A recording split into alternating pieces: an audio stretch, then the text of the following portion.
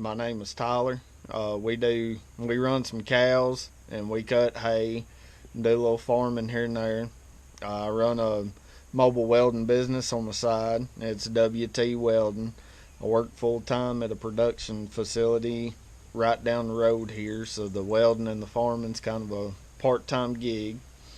For my first video on here, I figured I'd do a review on a champion welder, Hobart 145, because you can't find a whole lot of reviews on them. I've had it for a little over a year now, and I've put it to use, and I wouldn't put a review out on something that I didn't use and I didn't think was right. So, some of the reviews that I see, they leave some stuff out. They don't tell you the whole story, so I figured I'd put a review out, see if I can't cover some stuff that other people have missed. Here's my welder. I got it set up in a little enclosed trailer. Got several tools here. I want to be able to roll up to a job and do anything that I want to do and not have to stop and pull off and go somewhere else. But we'll get back to the welder here. It's got a 240 outlet right here, and then you got 4 receptacles for 120. It runs my chop saw. It'll run the 110 version of the plasma cutter, and it'll run the little Miller 115 wire welder that I got. It's a MIG / flux core welder. You can do either or on it. You have the option here of turning on your receptacles or leaving them off right here. So if you're welding and you don't need these, you can keep these off. It's kind of handy to have. You got a run off switch right here, and then your dial right here to control your amperage.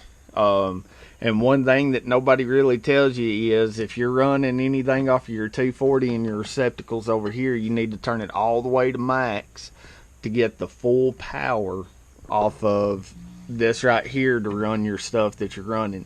You can't weld and grind and weld and cut and stuff at the same time. It's got to be either or.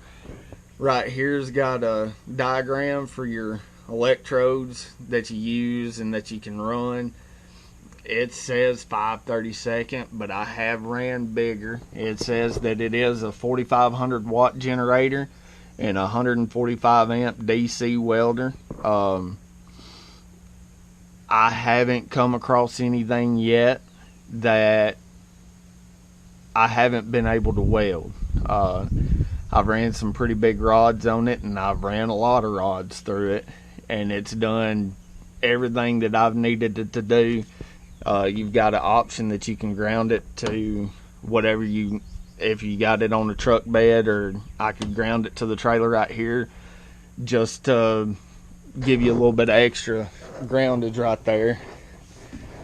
On the back side, it is a pull start. Okay, you don't have a switch where you can just turn it on and turn a key or nothing like that. You got your manual choke right here so you control it. I've had it for a while. I've only had to use the choke 3 or 4 times. Normally it'll start and crank first time. There's your hours, what you need to do after your first 8 to 10 hours. You want to change the break-in oil to your regular oil, and then I think it's saying about every 100 hours that you want to change the oil in it after you change your break-in oil. Your fuel gauge right there, I wish they'd do something different. You really can't gauge your fuel level off of it unless you're looking really, really hard. It's not one of those things that you can just pop your head over and look. Most of the time what I do is I unscrew the gas cap right there and I look down in it and kind of go from there. I try not to let it get less than half. But it's pretty simple. They say that you do have the option to set it up for TIG welding. If you do your polarities right, you can run TIG off of it. I haven't tried. I haven't had a need to yet. When you first get it, though, make sure that the first tank of fuel that you put in it, that your welder is setting level, because your car won't pick that fuel up good enough until it starts running pretty good. Kind of scared me a little bit. I had it on a little bit of a slant in the back of my truck, and I put the fuel in there, and it just wasn't getting enough fuel to run. And we leveled it out, and it started picking that fuel up. And then once it picked that fuel up and can keep it in the carburetor, ran perfectly fine. Didn't have no issues out of it. And that's pretty well it right here. It's your exhaust is right there. It's fairly loud. You know, there ain't much quiet about it. So if you got neighbors close to you, they may complain a little bit, but hey, you know, what can you do? So I think I normally run about a 70-18, 1/8 inch is generally what I run. 5/32, sometimes, not a whole lot. I have ran a 1/4 inch rod off of it, and it's done everything I needed to do. I had to crank the amps all the way up to get it to burn good, but it did it. And you know, I have no complaints off of it. A lot of people may say that it ain't a very good welder, but I mean, it's done everything that I've needed it to do, and then some. I ran my grinders off of it. I ran my wire welders and my plasma cutter.